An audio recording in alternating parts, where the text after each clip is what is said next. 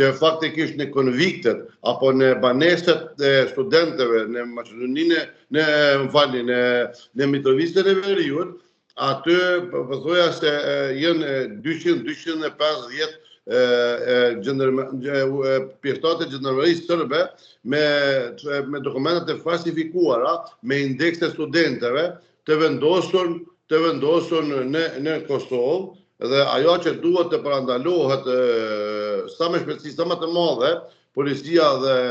gjitha organet në Kosovë që mirën me sigurinë e saj, sikur AKI-ja duhet të di që brenda konvikteve në territorin e Kosovës gjenden një pjesë e madhe e Gjendarmerisë të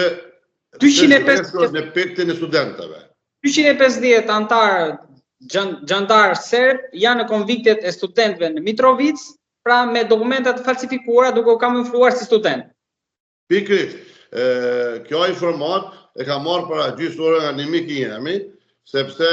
shumicën e atynve njerëzve, kur shihet edhe si janë ndërtuar trupi atynve personave, faktikisht shihen që nuk kanë lidhje të bëjnë me vetë fizionomia e tyre dukshme nga jashtë, e shihet që janë persona të përgatitën fizikisht jashtëzakonisht. Edhe ajo tjetra që është shumë e rëndësishme, që po hershmi, bartja municionit të rëndë nga Serbia, nga mbrëmësia e Serbisë drejt Rashkës, që bëbohet me mauna private, faktikisht edhe kjo është një informacion që brenda këtyre 10 ditëve janë bajt me qindra tona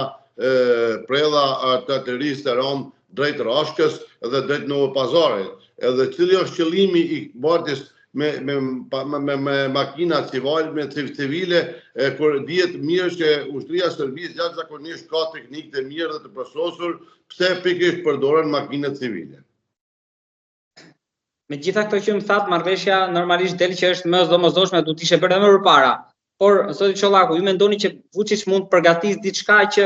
për larguar vëmendjen nga ajo që po ndodh brenda, pra mundet kemi një sulm aq më tepër që me atë që po ndodh mes Putinit e Trumpit? Unë nuk po paragjykoj, po me gjitha ato kur të vyjnë, kur i dëgjojnë këto lloj informatash, të linë dyshimi që Vučići don ta përqendroj vëmendjen ose eventualisht çdo konflikt që mund të ndodh atje dikun, afër Rashkës apo në pjesën e veriore të Kosovës, me gjendjen kaotike që e ka në Beograd. Mos harrojmë para me datën ditën e shtunë, me datën 16, çfarë ndodhi në Serbi. Të merrin që e përjetuan student bit e tyre, fëmijët e serbëve, jo popull tjerë, duke përdorur topin zanor, që është me konventet e drejtat e njeriut i papërdorshëm dhe nuk guxon të përdoret, sidomos në raste kur në këto demonstrata, sepse ajo pajisje është kryesisht armë ushtarake dhe fatkeqësisht këto duhet vetëm ta përqendrojnë vëmendjen në Ukrainë. Rusia ka përdorur topa të tillë edhe brenda territorit të Ukrainës, ku dihen saktësisht se shumë njerëz janë lënduar pikërisht nga ai top zanor, i cili njerëzve i ka humbë ndëgjimi për gjithë jetën dhe nuk janë më të aftë të zhvillojnë jetën e vet normale. Zoti Çollaku, në një rast eventual Shqipëria dhe Kosova sa mund t'i bënin mballë një sulmi nga Serbia të vetëm? Dëgjoni, duhet me folë gjithmonë kontekstin se çfarë sulmi mund të jetë. Kur flasmi për ushtrinë e Kosovës dhe Shqipërisë,